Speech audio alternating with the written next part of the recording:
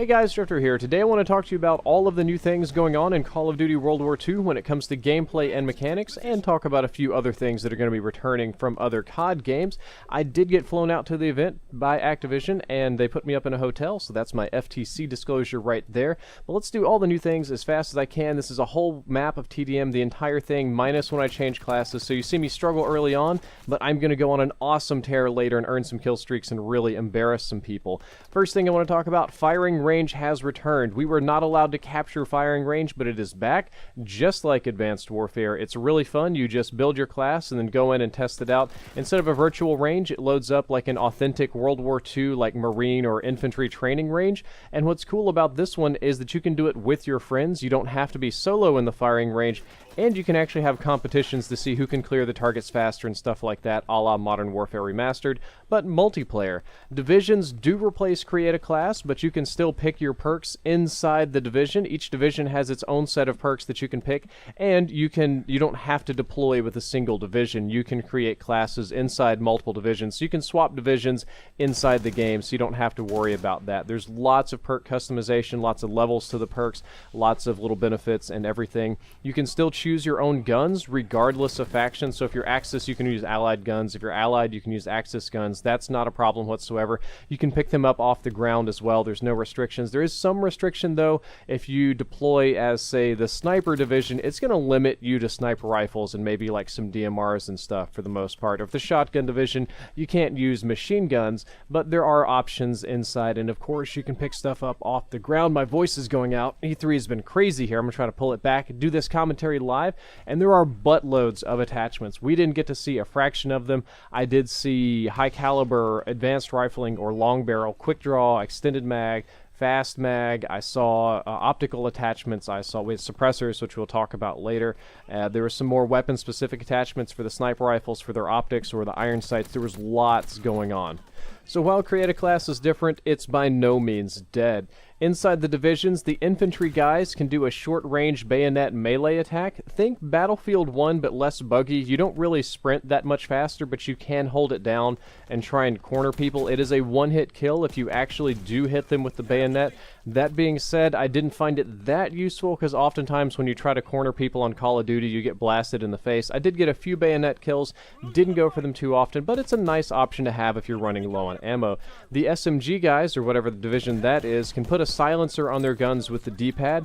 The silencer immediately noticeably reduces your range and damage. It is a very, very noticeable thing, and I think that class is the one with all the stealth perks for the most part. They're designed to be flanky, fast, annoying, and it works pretty well, but you can take the silencer on and off. Snipers get a much stronger iron lungs, and it's crazy when they do this, but if you're sniping, you hold your breath, it mutes all the noise in the game, and it shrinks your field of view down a little bit. It like blackens out the sides, so all you see is the scope. It kind of allows you to focus. Even if you pick up a sniper rifle elsewhere, you can hold your breath, but you can't do that. And it gives you some different perk for the iron sight sniper rifles, which I honestly didn't use very much because they decided to increase the recoil per shot on those. They're very difficult to use.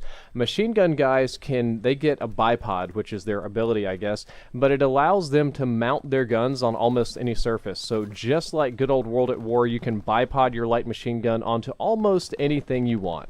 When you bipod it, aim down sights, recoil is basically 0, and the hipfire box is super, super tiny. Shotgunners get, I don't remember what they got. I think it was explosive resistance, like you don't get grenaded as easily. Oh, you get incendiary shells in your shotgun. You can load your shotguns with Dragon Breath shells from Black Ops 2, though I didn't find them that useful. I actually found them a little bit weaker than the normal shells, which is confusing, other than the fact that they looked cool. And speaking of looks, each class has a unique look. Snipers have ghillie suits, machine gun guys are big and heavy. I think it's the submachine gun guys, or girls in that case, they look really skinny and light. It's very easy to see who you're going to encounter, and unless they've scavenged another weapon off the ground, you know what kind of gun they're going to be carrying. Just like Black Ops 3 and Black Ops 1, you can see the enemy and you know what they're going to be doing, which is very, very useful.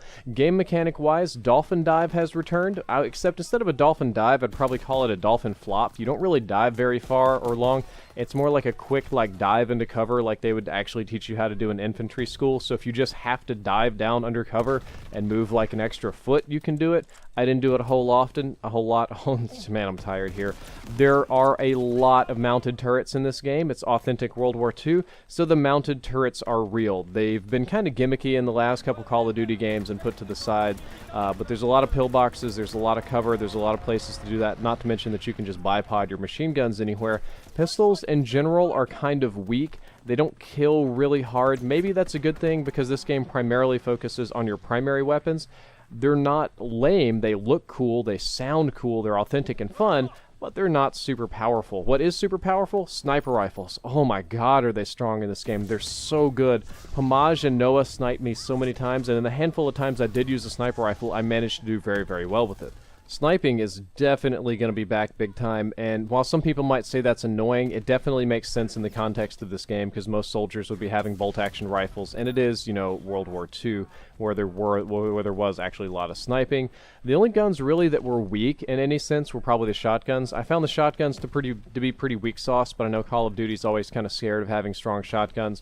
The machine guns are very strong. Some machine guns are strong. The assault rifles, which would be like the BAR and the M1 Garand, they dump on people pretty hard. When it comes to score streak, they're roughly classic Call of Duty score streaks, but with new skins. They have something that I would liken to a Predator missile. It's the big missile you saw from the trailer. It drops from the ship and you can steer it. There is a planed dive. It's like a little dive bomber that swoops over the map and you can pick your targets. It's kind of like a Hellstorm. The flamethrower is, well, it's like a flamethrower, obviously. It functions more like a death machine or war machine. You have recon plane, counter recon plane, and there were much bigger score streaks that I didn't get to unlock. I was about to get the biggest one in the game before Chaos X Silencer hit me in the back of the head with a damn shovel. Speaking of which, your melee weapons aren't like MWR where you hold to pull them out. You equip them instead of a pistol, and they may actually be beneficial because the range is pretty generous, and I think they one-hit melee in all circumstances. Most of the grenades you'll already be familiar with. We have frag grenade, smoke grenade, gas grenade, sticky grenade, and yes, even the ever so unpopular bouncing Betty. So there are some new things going on, mostly inside the divisions with the very small abilities that you get with each class, but generally speaking, this is not a COD that's going to take a huge adapting to. It's going to feel a lot like classic COD. You're going to be able to hop in and play very, very quickly. Guys, I hope you enjoyed this short video. I hope you learned something useful. If you did, don't forget to like, favorite, and subscribe. Drifter out.